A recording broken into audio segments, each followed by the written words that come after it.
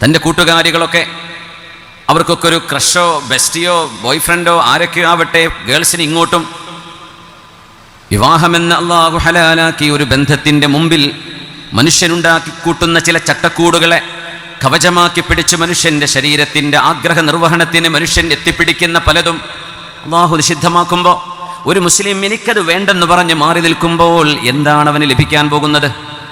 സ്വർഗമുണ്ടെന്ന് ഉറപ്പ് തന്നെ. ഈ ലോകത്ത് എന്തു കിട്ടും? ആ ചോദ്യത്തിന് മറുപടിയാണ് സൂറത്തുൻ നഹ്ലിൽ അള്ളാഹു നമ്മളോട് പറയുന്ന ഈ ആയത്ത്.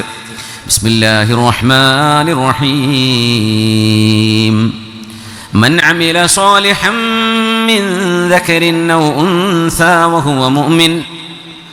സത്യവിശ്വാസിയായി സൽക്കർമ്മം അനുഷ്ഠിക്കുന്ന ഒരാണും പെണ്ണും, ഒരാൺകുട്ടിയും ഒരു പെൺകുട്ടിയും, ഒരു യുവാവും ഒരു യുവതിയും, എന്ത് കിട്ടും അവർക്ക്? ഫലനുഹയ്യന്നഹു ഹയാതൻ ത്വയ്യിബ. വളരെ സമാധാനപൂർണമായ സന്തുഷ്ടമായ ജീവിതം ഈ ലോകത്ത് നാം അവർക്ക് നൽകും. ഈ ലോകത്ത് ഏറ്റവും സമാധാനമുള്ളത് മദ്യപിക്കാതെ ജീവിക്കുന്നവർക്കാണ്, ഡ്രഗടിക്കുന്നവർക്കല്ല. ഈ ലോകത്ത് ഏറ്റവും സമാധാനമുള്ളത് ആർക്കാണെന്നറിയോ? ആരാധന ചെയ്യുന്നവർക്കാണ്, ഇബാദത്ത് ചെയ്യുന്നവർക്കാണ്. സൈക്കോളജിസ്റ്റുകൾ വേറെ പല പേരിട്ട് വിളിക്കും, മെഡിറ്റേഷൻ വേണമെന്ന് പറയും. ഒരു മുസ്ലിമിന് 5 നേരത്തെ മെഡിറ്റേഷൻ, 5 നേരത്തെ നമ്മുടെ നിസ്കാരമാണ്. ആ നിലക്ക് നമുക്കതിനെ കാണാൻ കഴിഞ്ഞാൽ ഫലനുഹയ്യന്നഹു ഹയാതൻ ത്വയ്യിബ, ഏറ്റവും മനോഹരമായ ജീവിതം.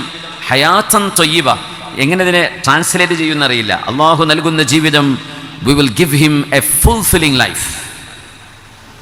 എങ്ങനെ മലയാളത്തിൽ പറയാം? ആത്മസംതൃപ്തി നൽകുന്ന ജീവിതം. പടച്ചോൻ പറഞ്ഞതുപോലെ കേട്ട് ജീവിച്ചാൽ എന്ത് കിട്ടുമെന്ന് പറഞ്ഞാൽ ആത്മനിർവൃതിയുള്ള ജീവിതം ഇവിടെ ആ മനുഷ്യൻ അല്ലാഹു നൽകിയിരിക്കും. ചിലത് നമ്മൾ കയ്യിൽ നിന്ന് പോകുമ്പോഴേ അതിൻ്റെ വില അറിയുള്ളൂ, അല്ലേ?